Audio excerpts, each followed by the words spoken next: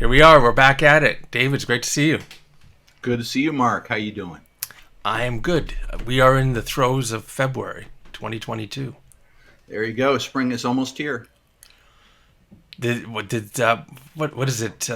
Puxatawny Phil? Do you have one in Illinois? Well, I think Puxatawny is in Pennsylvania, and Yeah. I mean we do have groundhogs here. I just Yeah. don't know any by the name of Phil. Phil. in Ontario, it's Wyerton Willie. Okay, whatever you say, man. All right. So It's we've rated got G. we've got some exciting news. We have another monthly report to talk about. We do, and it is just like Groundhog Day. It seems like it comes around all so quickly. So let's do our best Bill Murray impersonation and talk about January's results. Well, so the top line, we had $8.5 billion in sales during the month of January. So obviously compared to prior year when it's 9.3, that is a drop of roughly 8%. And obviously we can talk about that, but we recognize that there's three ways in which we receive online orders, and ship to home clearly is the one that's contracted the most. That has gone from 2.1 to 1.5. So really, really changed. And I think it's similar to what we've heard from Amazon on their quarterly reports or quarterly conference calls relative to the trials and tribulations of their online business, let alone the retail business. I think if we look really at the core of what regional grocers are playing in, which is delivery and pickup, the good news is pickup actually grew while the other two segments went down. So yeah, and are you surprised by that? No, I'm not. We were anticipating, as certain factors abated, that it would actually increase the appeal of pickup. I'm not suggesting that we read the tea leaves correctly, but I'm happy to see that it's moved in that direction. I mean, for one, it's the lower of the two relative to cost to serve. So to see growth in the lower cost to serve option relative to delivery should be considered a positive thing from the retailer standpoint if we're really looking at how do we improve that path to profitability. And as you mentioned, the drop in ship to home, do you see that trending going forward, the increased decline? This has been trending in general on a longer term basis from pre-COVID. I mean, let's put it in context. Before COVID, when we had done our annual surveys, and the last one would have been August of 2019, over 40% of the dollar sales for e-grocery were accounted for by the ship-to-home segment. Now, today, if we look at that share is south of 20%. It's actually lower than 19%. So over a period of 2 years, it's lost half of its market share. Now, don't get me wrong. They can still be growing, but if they're not growing as fast as the broader market, they're losing share. And that's what we're seeing. And part of that's a reflection of the fact that, expectations are evolving. The way people used ship to home before COVID is different than the way they use it now. So it's understandable in that context. But yeah, this has been a long-term slide for ship to home. I think Amazon had been sensing this for a while, and it might have been one of the motivations for them getting into the physical retail in 2017. And we had already seen that in 2017, that we would say this would only further create headwinds for Amazon's model. So it's not a surprise to us. Now, a point of clarification. So in the ship to home numbers, are you including meal kits? Yes. And meal kits is an interesting bird because, again, before COVID, pretty much the only way you got meal kits or received meal kits, I should say, was by ordering online and having them delivered via a common carrier, right? Dropped on your doorstep. Yep. Now, that's still predominantly the way people are receiving those. However, because of some acquisitions by brick and mortar retailers, people like Kroger and Albertsons, there are instances and opportunities for the customers to actually buy those meal kits in the store. Yep.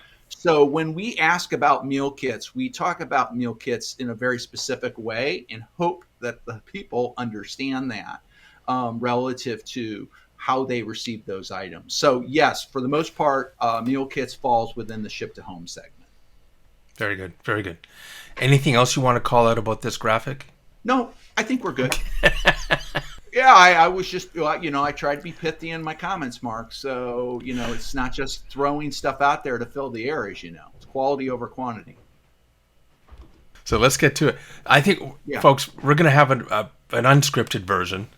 Not to say that the other ones were scripted, but at least we had a question set. I know you're deep in analyzing the numbers and getting ready to publish your Yeah. monthly report. And you're also continuing to work on the sales benchmark. Part 2 is Yeah. coming up. And Yeah. do you want to give us a brief preview into that content that's coming out, I think, later this month? Yeah, I think it's pretty interesting. And so we have two tracks or initiatives going on. On one side, we have this monthly e-shopper report that looks at how households are engaging online in terms of where, when, and how Yep. they're buying groceries online. And then we have this other track, which we consider kind of our performance benchmarks. And that is really laser focused on conventional grocers and looking at quantitative information directly provided by the retailers to us, transactional level, tied to the household, based on how they receive it. So part 1, we really focused on the top line findings from the work. Part 2, we're going to pivot and look at key customer metrics. So things like acquisition rates, I hesitate, but I'll say it, churn rates. We'll look at how the development of a customer accrues in value relative to average order values and order frequency based on the age of those different customer cohorts. And so we're also going to be able to then look at how those individual customers are engaging specific retailers relative to the various options that are available to them. I mean, before COVID, we learned in a similar analysis that, in the mid-single digits was the crossover or dual use between pickup and delivery when both are available. So we're going to find out how that's changed since COVID. And that has really important implications for grocers, especially those who only offer one or the other, but not both to their customers in their store. Yeah, and we're you've called it out, and we've seen it. More grocers are adding both services to their offering. Yeah, I mean, again, we could look at it from the 3A's growth Yeah. framework, but the fact of the matter is we are moving into a period where it's becoming imperative to offer choice. And right Exactly. now, the choice is simply pickup or delivery, right? Within that context, the choices will get tailored or segmented even further, whether we're talking about pickup or delivery. I mean, in some cases, you could say, there's same day, there's next day, right? And then we get into discussions around how important is speed versus fees.